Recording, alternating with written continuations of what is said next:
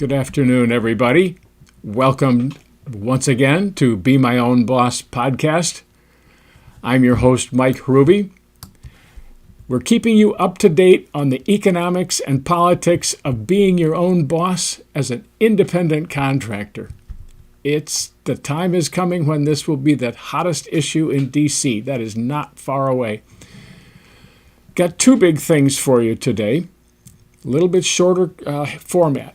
First, Senate hearing last week, Wednesday, with Chavez DeRemer.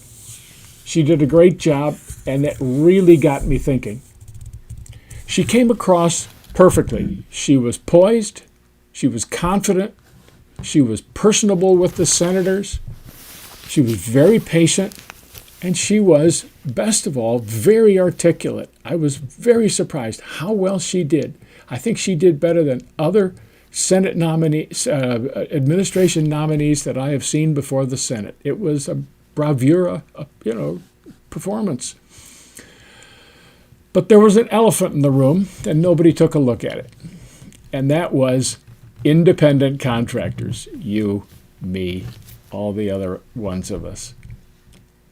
Ms. Chavez DeRemer did not mention the term. Not once. She didn't mention self-employer. She didn't mention working for yourself or be my own boss. Nothing. By the way, I can give you a quick look at her. She's very pleasant. The pictures of her, the video cameras, were very kind to her. And it was a pleasure to see the whole thing working. So I began to think, when I didn't see anything about independent contracting, I began really to wonder, and I've been wondering about that ever since. Two bricks fit into place today, and she was the first one of them. What if Chavez DeRemer's performance was exactly what Team Trump wanted? Let's think about this, could this relatable, pleasant, down-to-earth, patient nominee make upcoming labor policies more acceptable? In my opinion, her performance was the payload. She did what she had to do. She's going to get nominated, and then everybody else is going to work their deals, and she's going to make it easier. So what are the issues that are also coming up? Well, naturally, independent contracting is going to come up very soon. We're going to talk a little bit more about that. But right behind it is national right to work. The Democrats wanted to do away with right to work, and I'm going to bet you that is going to be on the table very soon. There's something called joint employer, in which your boss of your job, if you may be one of only two bosses. You may have another one that the government makes responsible for all their hiring decisions and your pay and everything else, and that is the firm that franchises the brand and the material at the franchise you're working at. So that's intolerable for everybody, and that's the whole core of freedom to franchise. The unions want to unionize all those workers, and it's going to be a hot issue. They don't want this change. With controversial labor laws like this that need a friendly face, I think Chavez DeRemer is Trump's ideal choice, and that's why I think he nominated her. The hearing really changed my mind about what she means, but not about what she intends, because I don't think she has intent about independent contractors or these other labor law issues. I don't think that's her job. So I think she is a major shield for labor law policy when it's being overhauled. And I think that is that's part of the message. So Now we've got that one in play. I think what she's going to win, I estimate probably a 80 or 85 to 15 to 20 margin. I think there's some Republicans will not vote for her, and a few Democrats will not vote for her, but I think most of them will because they see an opportunity to put one of their peeps into Trump's administration. So then, plugging the other brick, the other part of this, a look at what's happening. I heard more about Congressman Kiley's Modern Worker Empowerment Act. It's now called H.R. House Resolution 1319. And I will put up the QR code that I gave you last week. Just once again, I urge you. It's very simple. It reads so fast. It's a couple of hundred words. It's simple. You need to understand it. Here it comes. So that we can talk. We need to talk to a lot of people, you and me. And I was in a room with a half a dozen labor law experts. Good people. They all mean well. The bill really is ingenious in an efficiency way.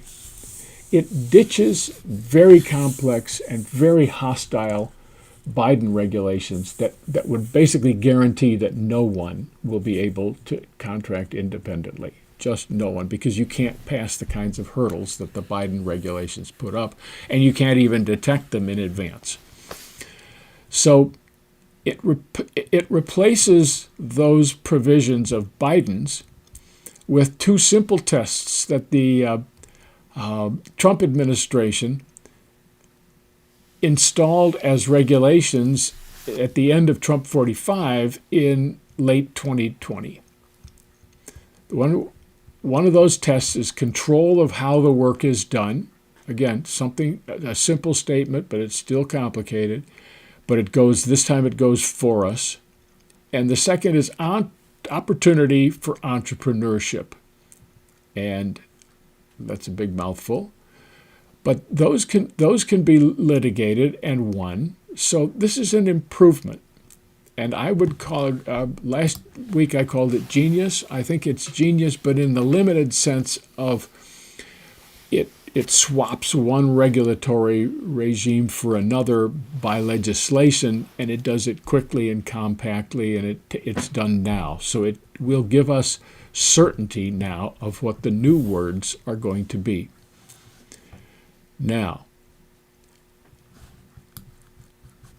I asked the question, is this going to affect California's AB 5 and Massachusetts law and the other blue states that have the ABC test, Rhode Island, New York State, Minnesota, and several others? And the answer is no, it won't. They don't think it will. It can always be found by a court to be more favorable to us, but that's later on down the road.